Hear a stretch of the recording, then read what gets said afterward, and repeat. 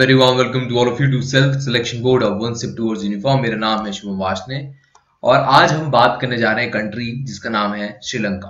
देखो, current affair का और लेक्चरेट का ना एक सीक्रेट है एसएसबी के लिए। क्या है कि अगर आप सिर्फ नेबरिंग कंट्रीज के बारे में जान लो पिछले एक साल में क्या हुआ है तो आपका काम बन जाएगा और आपकी अराउंड 60% करंट अफेयर तैयार हो जाएगी, क्योंकि नेशनल और इंटरनेशनल न्यूज दोनों ही इन कंट्रियों से जुड़ी होती है और हमारा न्यूज़पेपर इन चीजों से भरा हुआ होता है।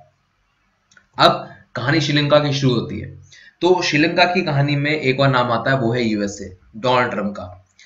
अब यूएसए क्या करा, उसने अपनी जो श्रीलंका की रेपुटेशन है वो खत्म कर दी। क्यों? एक नाम आता है इसमें, उसका नाम है लेफ्टिनेंट जनरल सिल्वा। अब इसी लेफ्टिनेंट जनरल सिल्वा पर एक सवाल उठेगा पर्सनल इंटरव्यू में, जो कि आपके एसवी में पूछा जाएगा। वो ये होगा, okay please tell me what tussle is happening between Sri Lanka and US. एक बात बताओ कि श्रीलंका और यूएसए में क्या टसल चल रही है, ये आपसे इंटरव्यूइंग ऑफिसर ने पूछ लिया। अब आपको नहीं पता तो आप कह दोगे नहीं पता सर, कॉन्फ्रेंस में बताऊंगा। पर यहाँ पर आपको जान लेना चाहिए क्या हो रहा है, क्योंकि हमारे देश में जो आर्मी होती है, नेवी होती है, एयरफोर्स, उसकी जिम्मेदारी तब ज्यादा बढ़ जाती है कि उसकी नेबरिंग कंट्रीज में क्या हो रहा है। अगर उसकी नेबरिंग कंट्रीज में सिविल वॉर हो रही है तो ऐसा हो सकता है कि इंडिया पे भी इम्पैक्ट पड़े उसका। यही कारण है कि आपको नेबरिंग कंट्रीज में क्या हो रहा है उसका पता होना चाहिए।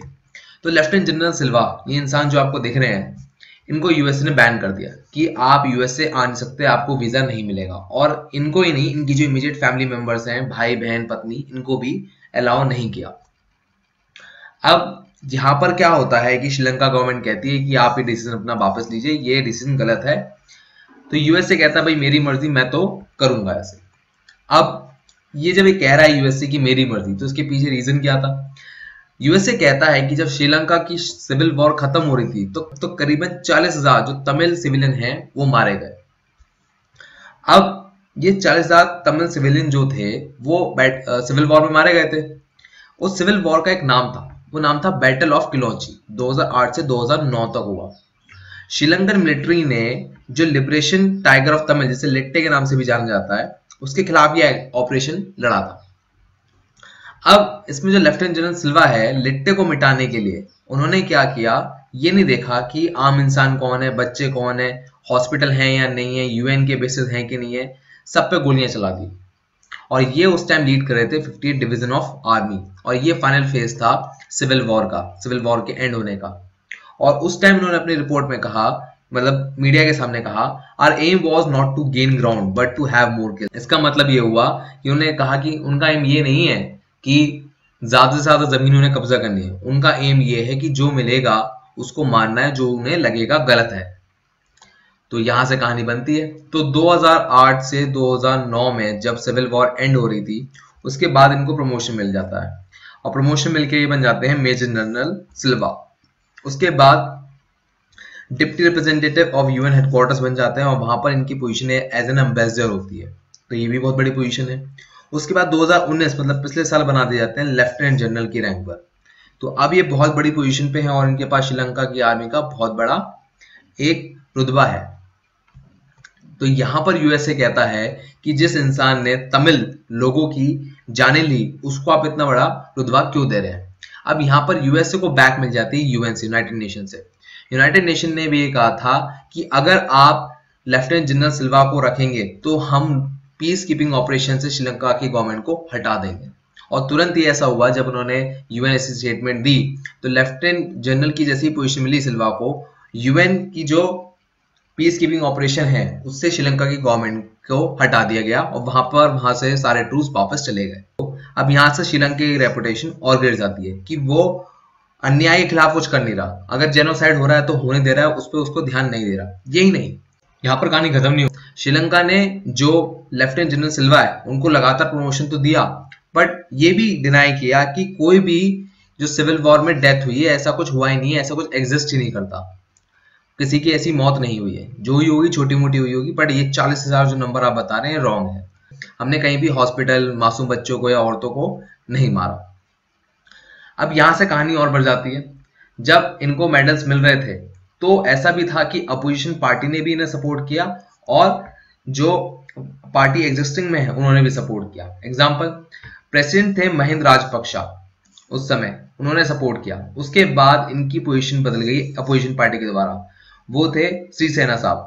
श्रीसेना ने भी इनको अवार्ड किया, आप देख सकते हैं इनको मेडल मिल रहा है। उसके बाद महिंद्र राजपक्षा के छोटे भाई प्रेसिडेंट बनते हैं, तो वो उन्हें लेफ्टिनेंट जनरल की पोजीशन पे दे देते हैं। मतलब पूरी श्रीलंकन गवर्नमेंट, चाहे कोई भी आ जाए, उसको इस बात से फर्क नहीं पड़ता कि सिविल वॉर में कितने लोग मारे गए, उन्होंने बस इन्हें प्रमोट करने पे लगाते रहे। खैर, अब यहाँ पर इंडिया का जो रेस्पॉन्स है वो न्यूट्रल है। इसका रीजन क्या है? क्योंकि चाइना का इंक्लिनेशन था श्रीलंका की तरफ, और वहां पर हम्बनटोटा पोर्ट कहीं ना कहीं 99 ईयर्स की लीज पे पहुंचा हुआ था चाइना के पास, और वहां पर हमने ऑब्जर्व भी किया था कि सबमरीन डॉक हो रही है। तो यहाँ पर इंडिया ने कुछ भी नाम नहीं लिया कि हम श्रीलंका की फेवर में या श्रीलंका के अगेंस्ट में, वहां पर चुप रहे। अब ये जो चाइना का इंक्लिनेशन था पूरा का पूरा, ये महिंद्र राजपक्षा जो कि प्रेसिडेंट थे, आप इनकी फोटो देख पा रहे हैं, उनके टाइम में था ऐसा बुरा हाल। अब ये जो चाइना इंक्लिनेशन पूरा हुआ, हम्बनटोटा पोर्ट देना या 99 ईयर्स की लीज, ये हुआ प्रेसिडेंट महिंद्र राजपक्षा के दौर में। तो इंडिया का ये मानना था कि अब जैसे ही नए प्रेसिडेंट आएंगे तो हम चाहेंगे कि कहीं ना कहीं उनका इंक्लिनेशन इंडिया की तरफ हो रेदर देन चाइना की तरफ। और जैसे ही गोटबाया राजपक्षा बने तो फर्स्ट 8 वीक्स के अंदर ही, अपने प्रेसिडेंट बनने पे ही, वो इंडिया विजिट करने आए, और ये एक शो करता है कि कहीं ना कहीं इंडिया का इंक्लिनेशन था और ये फेज वो इंडिया गंवाना नहीं चाहता था। बट समझ में ये नहीं आता, क्वेश्चन यहाँ पर एक और बन जाता है कि यूएसए क्यों गंवाना चाह रहा है? अगर इंडिया इतना समझदार है कि अगर वो कुछ बोलेगा तो चाइना यहाँ पर जगह घेर लेगा, तो यूएसए अगर कुछ बोलेगा तो चाइना सपोर्ट करने नहीं आ जाएगा। ये वैक्यूम अगर यूएसए क्रिएट कर रहा है श्रीलंका और यूएसए के रिलेशनशिप में, तो उसका फायदा तो चाइना उठाएगा। अब यहाँ पर यूएसए ने क्या सोचा है वो आने वाला समय बताएगा, क्योंकि अगर ऐसे ही होता रहा कि यूएसए ने धकेलते रहे श्रीलंका को, तो हम्बनटोटा पोर्ट, 99 ईयर्स लीज और सबमरीन डॉक छोटी छोटी बातें हैं जो कि बड़ा रूप ले लेंगी, और इंडियन ओशन में कहीं ना कहीं चाइना का ही दबदबा बन जाएगा। अब यहां से एक और क्वेश्चन पॉपअप होता है। पहला क्वेश्चन ये बनेगा यहाँ पर, जब आप ये जवाब दे रहे होंगे इतना सारा कि लेफ्टिनेंट जनरल सिल्वा ऐसा था, लेफ्टिनेंट जनरल सिल्वा ने ये किया, यूएस ने ये किया, तो वहां पर कह देगा officer, interviewing officer, okay okay I got it, और पूछ लेगा एक बहुत ही googly question, capital of Sri Lanka क्या है? और यहाँ पर आप में से कईयों को नहीं पता होगा। यहाँ से वो आपसे श्रीलंका की कैपिटल पूछ लेगा। तो श्रीलंका की हैं 2 कैपिटल, पहली है कोलंबो और दूसरी है श्री जयवर्धनेपुरे कोटा। 2 हैं। अगर आपको दोनों में से एक भी नहीं पता तो भी प्रॉब्लम हो सकती है, क्योंकि यहाँ पर कंफ्यूज कर लिया जाता है कि इसमें से नेशनल कैपिटल कौन सी है और प्रोविंस कैपिटल कौन सी है। तो जो प्रोविंस कैपिटल है वो है कोलंबो, और जो नेशनल कैपिटल के तौर पे मानी जाती है वो है श्री जयवर्धनेपुरे कोटा। ये आपको नाम याद रखना है, श्री जयवर्धनेपुरे कोटा, शॉर्ट में लिख रहा हूं मैं SGPK। अब यहां तक तो कहानी हो गई, पर कई बार थोड़ा सा और गूगली घुमा लेते हैं। तो वो पूछ लेंगे आपको पता है पाल्क स्ट्रेट कहां पर है? आप श्रीलंका की इतनी देर से बात करो ना, तो ऐसे ही पूछ लेंगे, okay okay I got it, can you tell me where is Palk Strait? अगर आपने कहा होगा कि मेरी ज्योग्राफी बहुत अच्छी है, मुझे ज्योग्राफी ज्यादा पसंद है, तो पाल्क स्ट्रेट इंडिया और चाइना के बीच का हिस्सा है, जहां पर आपने वो राम वाला जो पुल बनते हैं जिसपे पत्थर पे राम जी का नाम लिखा हुआ था, तो वो पाल्क स्ट्रेट में आता है। चलो, उसने ये भी नहीं पूछेगा तो आपसे ये सवाल पूछ सकते हैं गूगली क्वेश्चन, आपको पता है गल्फ ऑफ मन्नार कहाँ है? तो गल्फ ऑफ मन्नार इंडिया और श्रीलंका के बीच वाले एरिया को कहते हैं गल्फ ऑफ मन्नार। तो ये बातें आपको पता होनी चाहिए। अगर आपने कह दिया कि सर मेरी ज्योग्राफी बड़ी स्ट्रांग है या मुझे ज्योग्राफी बड़ी पसंद है। यहां से अगर हम आगे बढ़े तो वो पूछ लेगा स्ट्रक्चर ऑफ इंडियन आर्मी। ये सवाल कहां से आ जाएगा एकदम से? अभी तक आप लेफ्टिनेंट जनरल की रैंक की बात कर रहे थे, करेक्ट? तो अभी लेफ्टिनेंट जनरल की जो रैंक होती है कौन से एरिया को कमांड करती है, इसके हाथ में क्या पावर्स होती हैं, तो वो स्ट्रक्चर ऑफ इंडियन आर्मी में होता है। तो आपसे पूछ लेगा tell me the structure of Indian army. तो हम ऊपर से शुरू करते हैं। सबसे पहले आता है जनरल, टॉप नोज पोस्ट पे, वो तो हेडक्वार्टर को हैंडल करते हैं, ये बात आपको पता होगी। इसके बाद आते हैं लेफ्टिनेंट जनरल रैंक के पर्सन, वो हैंडल करते हैं northern command, southern command, western command. तो ये होल्ड करा जाता है लेफ्टिनेंट जनरल के द्वारा। इसके बाद आते हैं कोर्प्स।